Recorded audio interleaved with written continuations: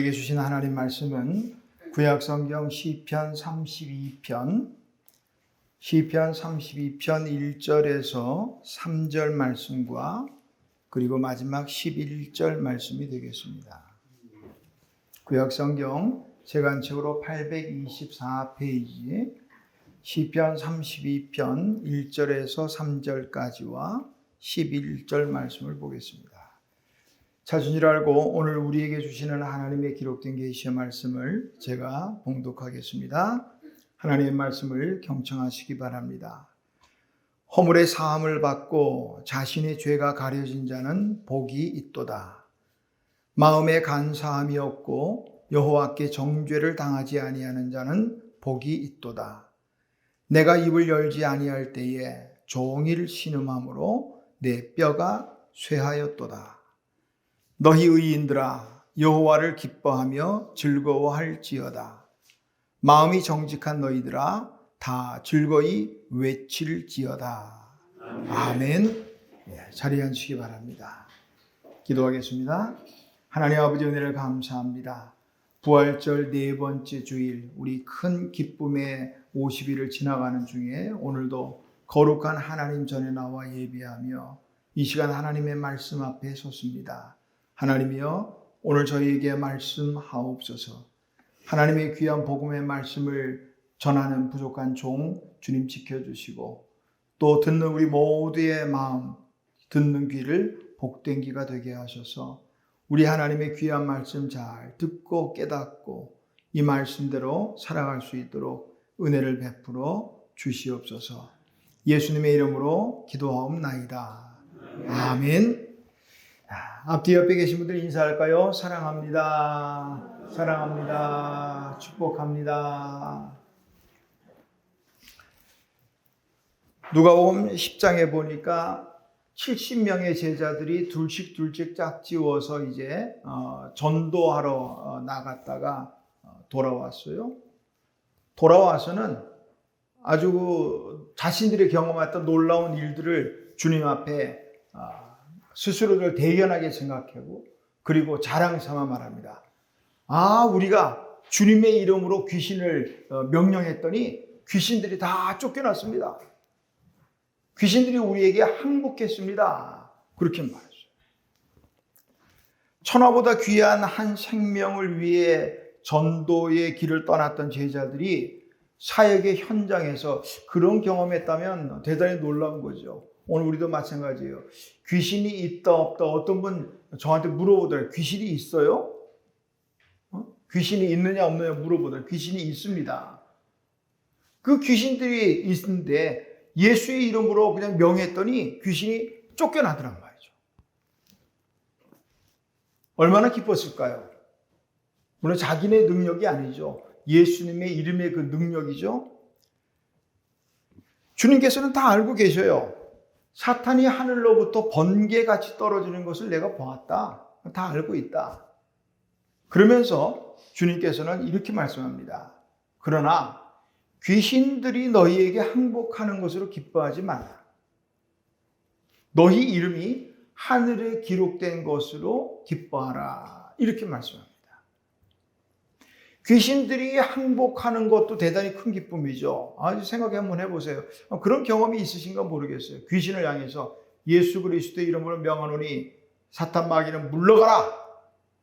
이럴 때 귀신이 물러가고 그런 일이 있다면 저 얼마나 자랑하겠어요. 간증을 막 하고 싶고 그럴 텐데. 그런데 이보다 더 큰 기쁨은 뭐냐? 내 이름이 하늘나라 생명책에 기록된 것. 그것이 더 기쁘다. 주님의 말씀은 바로 그 말씀이에요. 신앙생활을 하는 동안에 우리는 이런저런 다양한 이유로 기뻐할 수 있습니다. 요한복음 16장 24절에 보니까 기도의 기쁨이 있어요. 구하라. 그리하면 받으리니 너희 기쁨이 충만하리라. 구하면 하나님이 채워주시고 기도하는 대로 그러면 기쁨이 충만해진다 이 말이죠. 이런 기도의 어떤 기쁨을 경험할 수 있기를 주님의 이름으로 축원합니다. 사도행전 2장 46절에 보니까 성도의 교제가 기쁨이 있어요. 날마다 마음을 같이하여 성전에 모이기를 힘쓰고 집에서 떡을 떼며 기쁨과 순전한 마음으로 음식을 먹고 하나님을 찬미하며 또 온 백성에게 칭송을 받으니 주께서 구원받는 사람을 날마다 더하게 하시니라. 날마다 마음을 같이해서 성전에 모이기를 힘쓰고 함께 떡을 떼며 기뻐하고 하나님을 찬미하니까 세상 사람들에게 칭찬을 받게 되더란 말이죠. 그것만 해도 기쁜데 거기다가 날마다 구원받는 사람을 더해 주시니까 얼마나 기쁘겠어요. 이런 부분 나오면 제가 말씀드리지만은 날마다 너무 많이 나오면 그거 곤란해요. 적당히 나와야 돼요. 교회가 차고 넘치면 안 되니까. 한 2부 예배까지만 들으면 딱 좋겠어요. 아무도 아멘을 안 해주셔서 그만해야겠다. 성도는 어떤 상황의 구애를 받지 않아요. 이 기쁨에 대해서는 상황의 믿음이 없거나 세상 사람들은 기뻐할 때가 있죠. 기뻐할 때 기뻐합니다. 슬플 때 기뻐하지 않아요. 분노할 때 기뻐하지 않아요. 그러나 하나님의 사람은 그렇지 않아요. 도저히 기뻐할 수 없는 그런 상황에도 기뻐하는, 제 표현으로 전천후 기쁨이라고 할까요? 언제라도 기뻐할 수 있는, 자, 그런 부분이 성경에도 있더라고요. 사도행전 5장 40절에서 41절에 보니까 사도들이요, 고난받을 때도 기뻐하더라고요. 야, 그 역시 사도구나. 그러니까 고난받을 때도 기뻐하지. 이렇게 생각하고 넘어갈 문제는 아닌 것 같아요. 사도 베드로와 또 다른 사도들이 옥에 갇혔다가 그 하나님의 사자가 옥문을 막 흔들고 문이 막 열리고 그래서 탈출한 그런 사건이 일어났죠. 그런 일도 일어난 다음에 사도들이 이제 공회에 채찍질도 맞고 그리고 풀려나면서 다시는 뭐 예수의 이름으로 복음을 전하지 마라 뭐 이런 식의 협박도 받고 이제 풀려나게 되는데요. 사도행전 5장 40절에서 41절에 보니까 이렇게 기록하고 있습니다. 그들이 옳게 여겨 사도들을 불러들여 채찍질하며 예수의 이름으로 말하는 것을 금하고 놓으니 사도들은 그 이름을 위하여 능욕받는 일에 합당한 자로 여기심을 기뻐하면서 공회 앞을 떠나니라. 어떻게 채찍질, 현대인의 성경이나 공동번역에는 매질 이렇게 했어요. 매를 그렇게 맞고도 그래도 기뻐하면서 나올 수 있을까?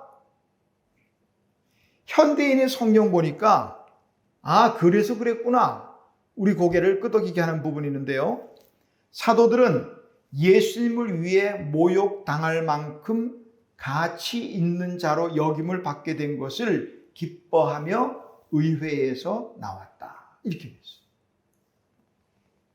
예수님을 위해서 모욕당하고 고난받았다면 기뻐할 일이에요. 왜냐하면 내가 예수님을 위해서 모욕당하고 고난받는다는 것은 그만한 가치 있는 존재로 인정한다는 얘기예요. 예수 안 믿는 사람 붙잡아 놓고 예수 때문에라면서 핍박하지 않아요? 예수 잘 믿으니까 어떻게든 우리 뭐 일제시대 같은 때 신사참배 한번 보세요. 안 믿는 사람 붙잡아다고 신사참배 뭐 어쩌고 고문하지 않잖아요. 주기철 목사님처럼 아주 믿음이 좋은 그만한 가치가 있는 사람이니까 붙잡아다가 고문도 하고 그러는 거예요. 사도들은 자기들이 뭔데 예수님 위해서 내가 모욕당할 수도 있고 매도 맞고 내가 이만큼 가치 인정받았다는 사실이 너무너무 기뻤던 거예요. 그러니까 기뻐하면서 나오게 되었다. 이 말씀을 하고 있습니다. 에베소서 2장 8절 보니까 우리가 잘 아는 것처럼 믿음은 하나님의 선물이라고 그랬는데요. 근데 보니까 전도서 3장 13절에 보니까 기쁨 역시 하나님의 선물이더라고요. 사람마다 먹고 마시는 것과 수고함으로 낙을 누리는 그것이 하나님의 선물인 줄을 또한 알았도다. 낙을 누리는 것, 즐거워하고 기뻐하는 것, 이것도 하나님의 선물이더라 이 말이죠. 기쁨의 50일, 오늘 네 번째 주일을 시작하는데요. 우리 하나님께서 주시는 기쁨의 선물 보따리, 무엇이 우리를 기쁘게 할까? 우리가 무엇 때문에 기뻐할 수 있을까 하는 것을 오늘 다윗의 시를 통해서 살펴보겠습니다. 오늘 우리가 기뻐해야 될 첫 번째 이유가 있다면 죄 사함의 기쁨이에요. 죄 사함의 기쁨. 오늘 시편 32편은요.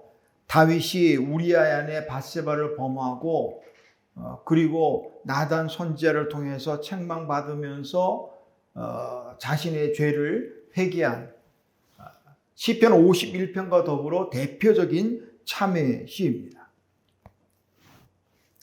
오늘 시편 32편 바로 옆에 보니까 다윗의 맞쓰길 해놓고 맞쓰길이란 교훈 이렇게 되어 있어요. 오늘 이 시를 통해서 정말 우리는 다윗의 교훈을 받을 만합니다. 다윗은 우리가 아는 것처럼 유대인들이 가장 천하게 여기는 목동 출신이에요. 그런데 하나님의 은혜로 그가 왕이 됐어요. 성경을 보니까 그는 하나님의 마음에 맞는 사람이라 할 만큼 정말 칭찬받는 멋진 사람이에요. 그럼에도 불구하고 그는 완벽한 사람은 아니었죠. 우리가 잘 아는 것처럼 사무엘하 11장에 보니까 자신의 충실한 부하 우리아의 아내를 빼앗습니다.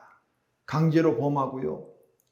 그게 들통이 날 것 같으니까 그 우리아를, 충실한 부하 우리아를 교묘한 방법으로 전장터에서 죽게 만듭니다.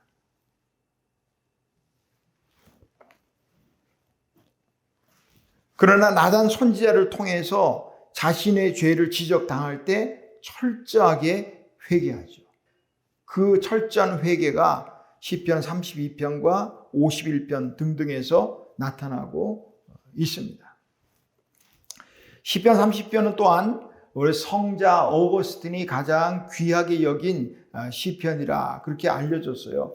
어거스틴이 죽기 직전까지도 자신의 그 병상에 맞은편 벽에다가 이 시편 32편을 써붙여 놓고 그리고 울면서 소리내어 읽기도 하고 했던 그 시편이 바로 이 32편이라고 해요. 어거스틴은 말합니다. 최선의 지식은 우리가 죄인이라는 사실을 아는 것이다. 똑똑한 자는 다른 거 없어요. 내가 죄인임을 깨닫는 것. 이것이 바로 지혜 있는 사람이라. 이런 말씀이에요. 무신론자를 대표하는 그 실존주의 철학자 가운데 사르트르라는 사람이 있는데요. 그는 이런 말을 했어요. 인간의 모든 문제는 죄의 문제다. 인간의 모든 문제는 죄의 문제라는 거예요. 이 말을 한 사람이 어떤 사람인가 하면 무신론자를 대표하는 철학자라는 거예요. 하나님이 부인하고 하나님이 없다고 말하는 이 사람도 인간의 모든 문제는 죄의 문제라 이렇게 말하는 거예요. 굳이 그의 말을 들먹이지 않더라도 우리는 알고 있어요. 우리의 죄가 우리의 행복을 막고 우리의 기쁨을 빼앗아 간다는 사실을요. 간단하게 단순하게 생각해 보자고요. 죄 짓고서 마음이 기쁘거나 행복한 사람이 있을까요? 있을 수도 있겠죠. 예수 믿고 안 믿고 문제가 아니에요. 죄 짓고서도 마음이 기쁘다? 그 문제가 있는 사람이죠. 죄는 우리를 불행하게 만들고요. 우리에게서 기쁨을 뺏어간다. 이게 분명한 사실입니다. 문제는 이를 알면서도 우리 스스로는 이 죄의 문제를 해결할 수 없다는 거예요. 그래서 예수님이 오셨죠. 십자가를 지시고 우리의 모든 죄의 문제를 해결하셨습니다. 우리는 그 사실을 믿기만 하면 이제 구원을 얻게 되죠. 우리 죄의 문제를 다 해결하고 빼앗긴 기쁨을 다시 찾기를 원한다면 오늘 이 다윗의 시를 우리가 주목해야 됩니다. 다윗의 회개 장면을 잠깐 돌아가 볼까요? 다윗이 밧세바를 뺏은 후에 그 과정에서 자신의 충실한 부하를 죽이고 그 사실 때문에 괴로워해요. 오늘 3절에 보니까 내가 입을 열지 아니할 때에 종일 신음함으로 내 뼈가 쇠하였도다. 주의 손이 주야로 나를 누르시오니 내 진액이 빠져서 여름 가뭄에 마름같이 되었나이다. 다른 번역 성경을 볼까요? 쉬운 성경은 이렇게 번역했네요. 내가 죄를 고백하지 않고 입을 다물고 있을 때 뼛속 깊이 사무치는 아픔을 느끼고 온종일 괴로워 신음했습니다. 낮이고 밤이고 주께서 손으로 나를 짓누르시니 무더운 여름날 과일에 진액이 빠지듯 탈진하게 되었습니다. 현대인의 성경입니다. 내가 죄를 고백하지 않았을 때에는 종일 신음하다 지쳤습니다. 밤낮으로 주의 손이 나를 무겁게 누르심으로 여름의 뙤약볕에 물이 말라버리듯 내 귀력이 쇠하였습니다. 기쁨과는 전혀 거리가 멀죠? 우리가 이런저런 이유들로 기뻐할 수 있지만 그 어떤 기쁨보다 오늘 본문에서 말하는 것처럼 죄 사함의 기쁨, 이 기쁨은 정말로 크다고 할 수 있습니다. 우리가 믿음으로 죄 사함 받았다, 구원 받았다 이렇게 고백하며 살아가니까 이제 뭐 다 잊어버리고 살아요. 어느 순간순간 한번 돌아보면서 오늘 정말 이 죄 사함의 기쁨이 얼마나 큰가 하는 것들을 깊이 한번 좀 묵상하시면 좋겠어요. 제가 그런 기억이 하나 있어요. 예전에 우리 철원군 기독교 연합회에서 연합부흥회를 할 때 어느 강사 목사님 말씀을 전하다가 같이 우리 부흥사 목사님들은 대부분이 말씀 전하다 또 찬송도 중간중간 부르잖아요. 막 이 죄 사함에 대한 부분이 다는 기억이 안 나는데 나왔을 거예요. 그러면서 이제 오늘 이제 설교 후에 부를 찬송 마음에 가득한 근심을 깨치고 이 찬양을 부를 텐데 그 2절을 보면 그렇게 가세요. 나 같은 죄인이 용서함 받아서 주 앞에 옳다함 얻으면 찬송을 이게 하는데요. 나 같은 죄인이라 나 같은 죄인이 용서함 받아서 하는데 앞전에 신고 있던 이 슬리퍼를 들고는 막 춤을 추죠. 기억이 나실지 모르겠어요. 그러니까 끝나고서 또 목사님들 가운데 그 부분을 듣고 무슨 놈의 또 그 품위 없이 강사가 신발짝을 들고 그래냐 뭐 그런 분도 있고. 근데 저는 그렇게 생각했어요. 야, 뭐 그분이 의도를 해서 그렇게 했든 안 했든 뭐 모르겠지만 어쨌든 그 기쁨이 얼마나 크면 그렇게라도 표현을 할 수밖에 없었을까 그런 생각을 했어요. 나 같은 죄인이 어때요? 우리 스스로 한번 돌아보자고요. 나 같은 사람이 어떤 죄인입니까? 이 나 같은 죄인이 용서함 받고 주 앞에서 옳다함 얻으니 그 기쁨이 얼마나 크면 그렇게 강단에서 춤을 추겠냐 이 말.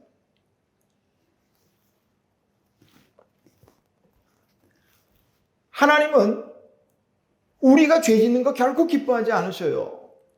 뭐 이거 제가 말씀드리지 않아도 다 아는 사실입니다.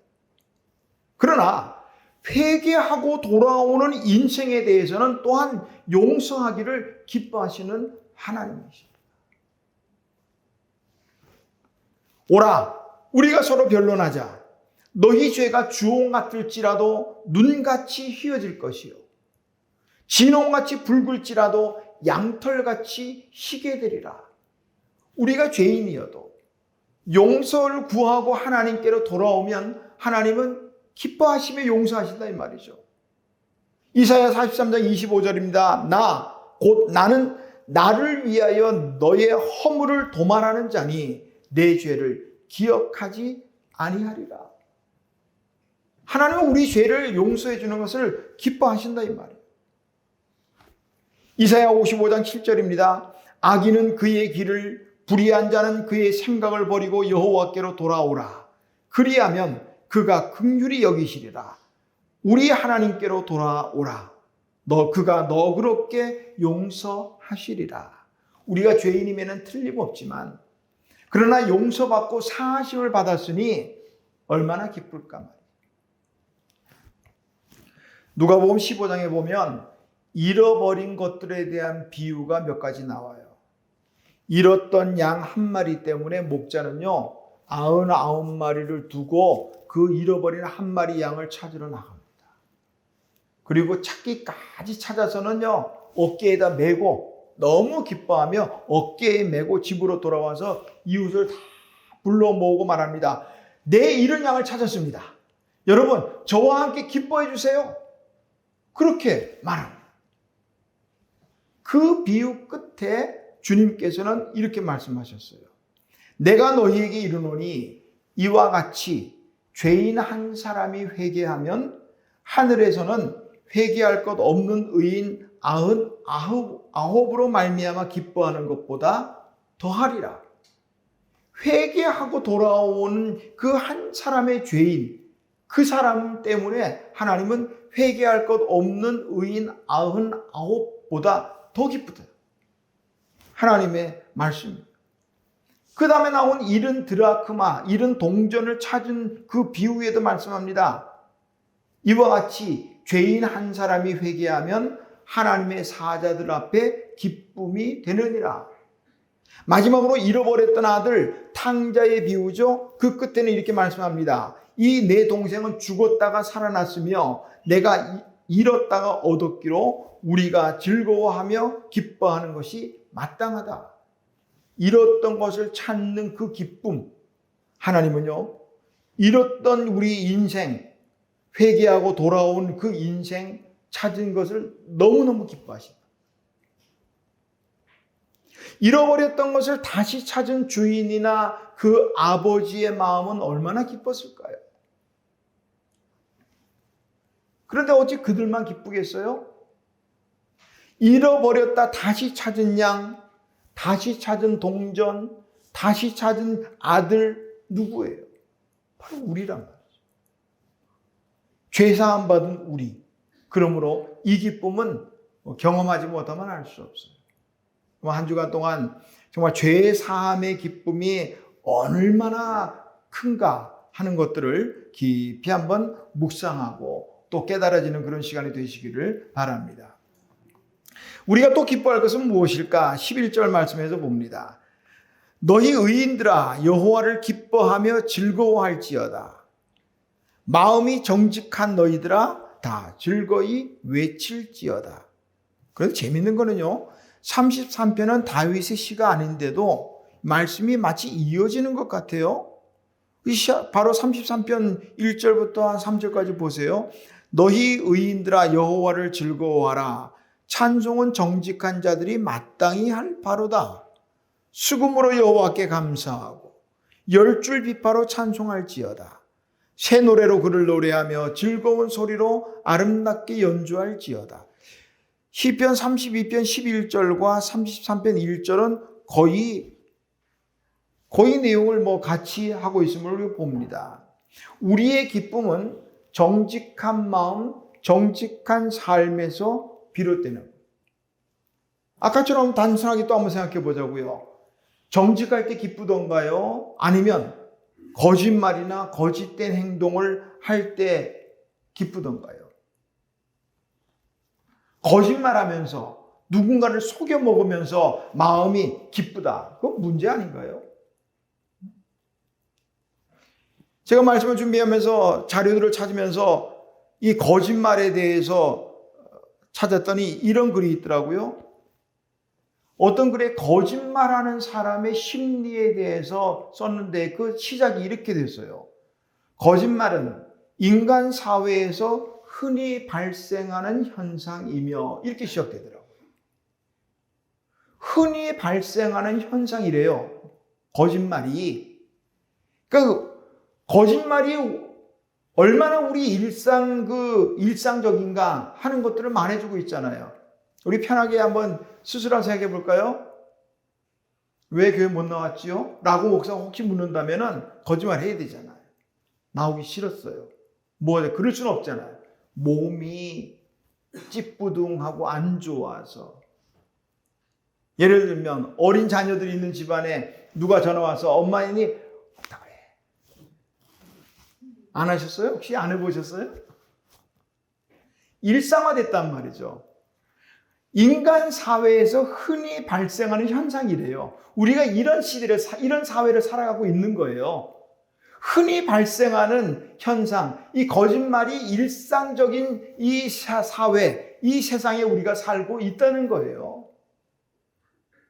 이런 속에서 이 다윗은 기쁨을 가지고 살려면 정직하라. 이 말을 하고 있어요. 정직하지 못한 거짓된 것, 이런 것들은 우리 그리스도인에게 어울리지 않아요. 스스로에게 말하세요. 거짓말은 나에게 어울리지 않다. 거짓말은 나에게 어울리지 않다. 성경은 거짓말은 사탄이나 하는 것이고 거짓말하는 이 사탄은요 마귀의 자식이라. 요한복음 8장 44절입니다. 마귀는 처음부터 살인한 자요 진리가 그 속에 없으므로 진리에 서지 못하고 거짓을 말할 때마다 제 것으로 말하나니 이는 그가 거짓말장이요 거짓의 아비가 되었음이라. 거짓말하는 사람은 사단의 종이에요. 거짓말하지 말라는 거예요. 예수님을 십자가에 못 박아 죽일 때도 거짓 증언으로 예수님이 십자가에 못 박혔습니다. 그리고 예수님이 다시 부활하고 살아나셨을 때도 그 부인을 거짓말로 살아나지 않았다고 거짓말했어요. 사도들이 복음을 전파할 때마다도 동원됐거든 거짓 증인들이었습니다. 이 말을 하는 다윗은 스스로 한번 생각해 보니까 자신의 범죄를 인해서 정직함을 잃어버렸다라고 한번 생각했던 모양입니다. 다윗은 정직한 왕이었거든요.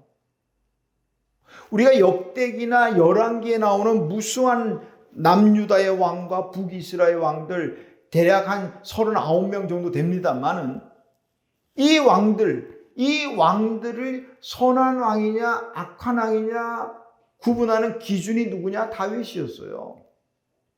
성경 보시면 아무개 왕 이름 써놓고 그가 다윗의 길로 행하여 하면 선한 왕입니다. 반대로 그가 다윗의 길로 행하지 아니하고 이렇게 나오면 그것은 악한 왕이었습니다. 그러니까 정직하고 선함의 기준이 다윗이었다는 거예요. 그런데 이 밧세바의 사건으로 인해서 돌아보니까 자신의 정직함을 잃어버렸다는 거예요. 그와 동시에 기쁨도 사라져버렸어요. 밧세바를 차지했으니까 기쁘다? 아니요. 그건 어쩌면 진정한 기쁨이 아닐 수 있어요.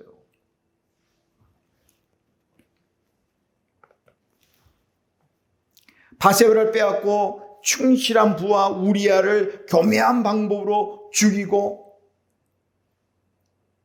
입을 꾹 다물고 있습니다. 다윗과 밧세바 그리고 우리아를 죽이는데 중심에 있었던 요압 장군 몇 사람이요 입을 딱 다물고 있으면 모르를 잃습니다. 누가 설령 안다고 한들 왕에게 무슨 말을 할 수 있겠어요? 그런데 하나님은 그의 죄를 그냥 두고 보지 않으셨어요. 사무엘하 11장 27절에 보니까 다윗에 대해서 이 행위에 대해서 하나님 말씀합니다. 다윗이 행한 그 일이 여호와 보시기에 악하였더라. 악했다. 다윗의 행위가 사람을 죽이고 사람을 속이고 양심도 속이고 부하도 속이고 다 속일 수 있었지만 하나님은 속일 수 없었다는 거예요.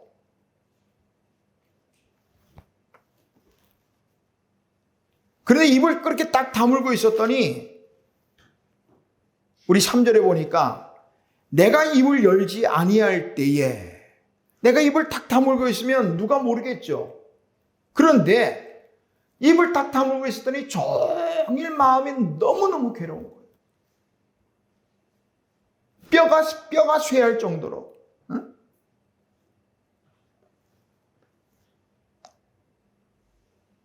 그런데 그렇게 끝나진 않았어요.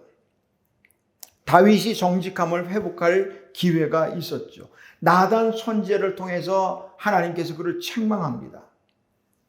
그때부터 다윗의 정직함은 회복세로 돌아섭니다.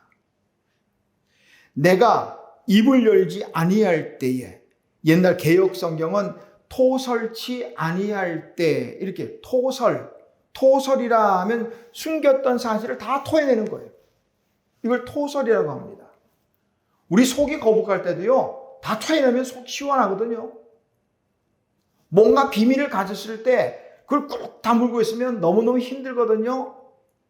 하다못해 임금님기는 당나귀기라고 뭔가 말하면 속이 좀 편해지거든요. 범죄자들이 계속 도망 다니다가 나중에 붙잡히면 속이 시원하다고. 진정한 기쁨을 회복하려면요, 내 속에 깊이 감추어둔, 입 꼭 다물고 있던 그 일을 뱉어내야 돼요. 저한테 뱉어내지 마세요. 하나님 앞에 뱉어내시라. 그러면 정직함이 회복되고요, 내 마음의 기쁨이 회복이 됩니다. 다윗은 큰 죄인이, 이거 하나만, 이 밧세바의 사건만 두고 보면 다윗은 정말로 큰 죄인이 맞습니다.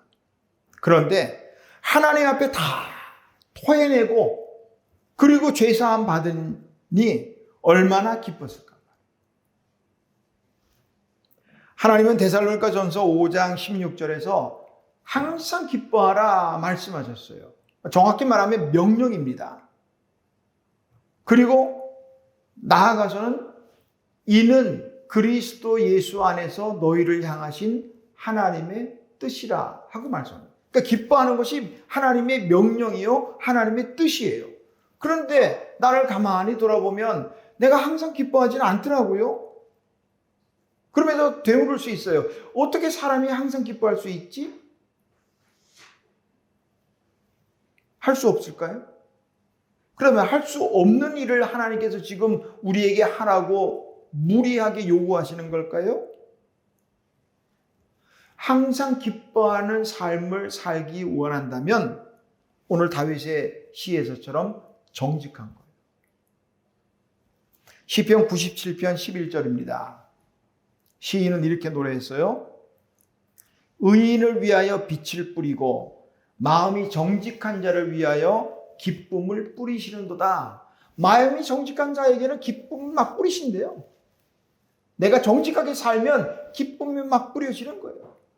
현대 새번역 성경은 이렇게 번역했어요. 마음이 정직한 사람에게는 즐거움이 샘처럼 솟을 것이다. 즐거움이 샘처럼 솟아난다.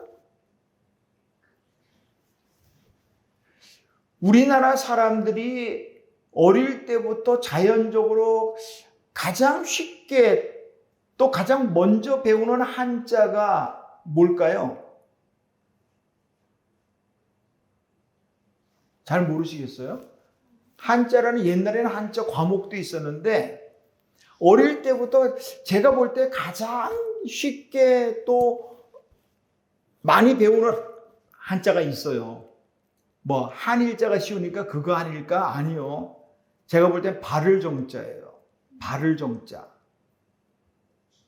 발을 정자는 획수가 정확히 5개거든. 옛날에 우리 어렸을 때 보니까 반장 선거할 때부터 무슨 투표만 했다 하면 전부 개표할 때 전부 다 발을 정쳤어. 아무개 한 줄, 아무개 다 발을 정자 썼다고. 그게 발을 정자인지 알고 썼는지는 모르겠어요.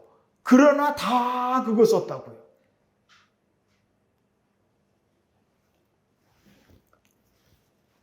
생각 없이 그냥 남들이 그걸로 하니까 다 이렇게 했나 보다라고 했을 수도 있겠지만 어쨌든 우리는 나도 알든 모르든 그 새에 바르게 배웠어요. 정직하다 하는 이 말의 정자가 바를 정자입니다. 그러니까 우리는 나도 모르는 새에 정직에 대해서 배워왔다고요. 문제는 실행하지 못하고 배운 데서 그쳤기 때문에 문제라는 거예요. 정직하자고요. 정직하자고. 삶의 기쁨이 뿌려질 겁니다. 내 속의 기쁨이 샘솟듯이 솟아날 겁니다. 아멘. 오늘 함께 읽을 맥체인 성경 일정에 보니까 레위기 25장이에요.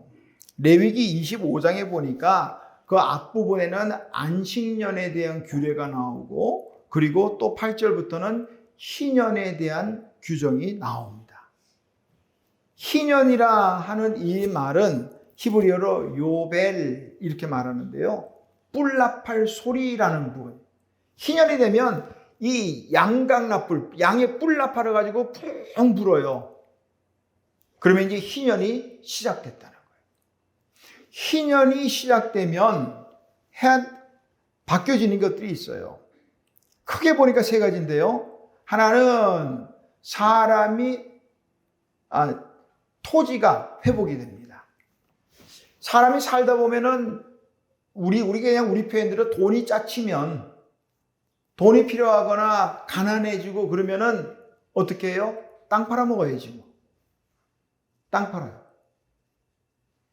그런데 희년이 되면 팔았던 그 땅이 내게로 다시 돌아오는 거예요. 샀던 사람은 다시 돌려줘야 돼요. 이게 첫 번째 희년이고요. 희년에 일어나는 것들이. 두 번째는 사람이 제자리에 돌아갑니다. 자, 땅 팔고 논 팔고 집 팔고 다 팔아먹었는데 더 이상 팔을 것도 없는데 그래도 이 빚을 감당할 길이 없다. 그런 방법은 나를 파는 거예요. 종으로. 종살이 하는 거예요. 그 빚진 만큼. 그런데 희년이 되면 놓아줘야 돼. 물론 안식년 때도 그런 것도 있지만 희년이 되면 종으로 살던 내가 자유인이 되는 거예요. 그게 희년의 규정입니다.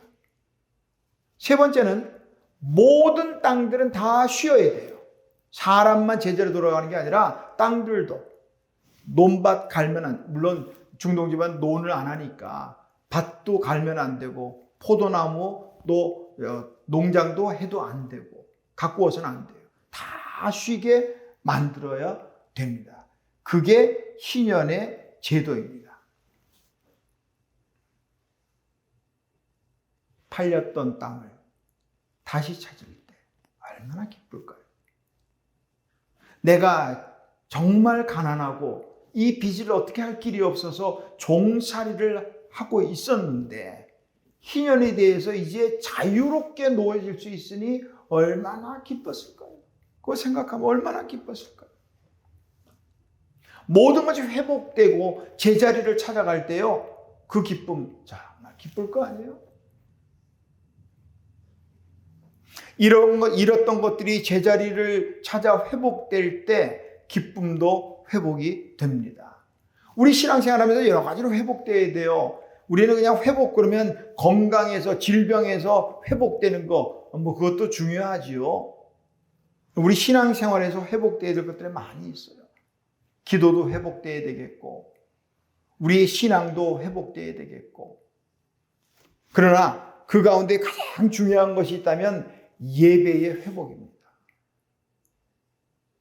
오늘 많은 교회들마다 다양한 여러 가지 프로그램들, 체계적인 성경 공부도 하고 여러 가지 시설들도 갖추고 많이 합니다.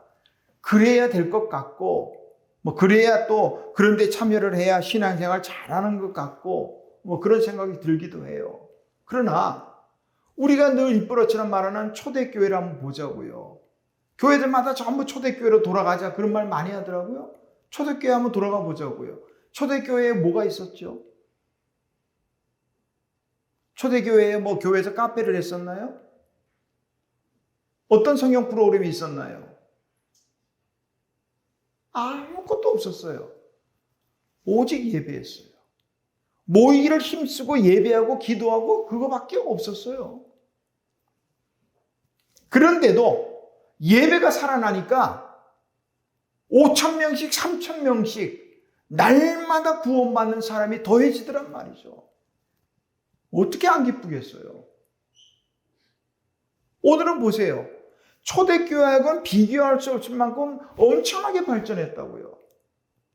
초대교회는 모일 데가 그냥 없어서 마가의 다락방 정도에 그쳤지만은 오늘 웬만한 교회들마다 우리 시골 교회들도 이렇게 멋진 예배, 아름다운 예배당이 있잖아요.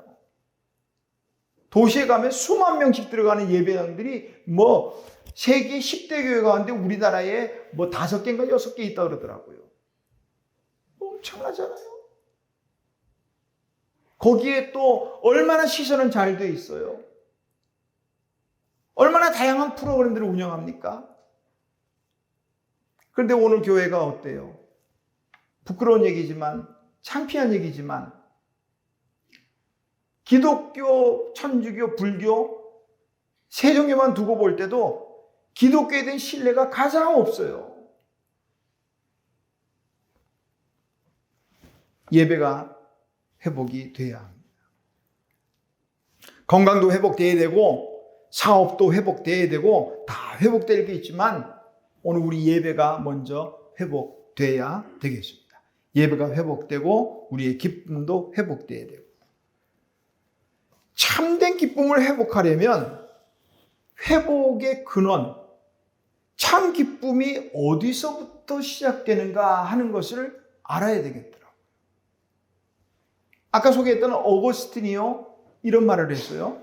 형제들이여 세상을 두고 기뻐하지 말고 주님 안에서 기뻐하십시오. 죄 안에서 기뻐하지 말고 진리 안에서 기뻐하십시오. 허영의 꽃을 두고 기뻐하지 말고 영원한 희망 안에서 기뻐하십시오. 여러분이 어디에 있든 얼마나 오래 살든 간에 주님께서 가까이 계시니 아무 걱정도 하지 마십시오. 우리 성도들의 그리스도인들의 참 기쁨의 근원은 예수님으로부터 시작된다는 사실. 기쁨의 50일 네 번째 주간입니다. 모든 기쁨 가운데 나 같은 죄인이 용서함 받은 그 기쁨,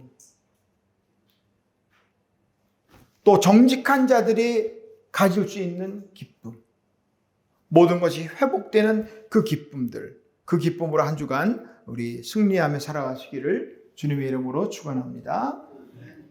하나님 아버지 은혜를 감사합니다. 기쁨의 50일 우리 부활절 네 번째 주일에 또 우리 본문 속에서 기쁨을 찾아보았습니다. 하나님, 세상에 수많은 이런저런 것들이 우리를 기쁘게 하겠지만 그러나 그 어떤 기쁨보다 나 같은 죄인이 용서함 받아서 주 앞에 옳다함 얻은 그 기쁨, 그 기쁨이야말로 정말로 큰 기쁨이라는 것을 우리 깨닫게 하옵소서. 하나님, 이 주신 기쁨 다시 잃어버리지 않도록 하나님 은혜를 베풀어 주시옵소서. 주님 주신 기쁨으로 이제 우리도 하나님을 기쁘시게 하며 살아갈 수 있도록 이번 한 주간을 지켜주시고 동행하여 주시옵소서. 예수님의 이름으로 기도하옵나이다. 아멘.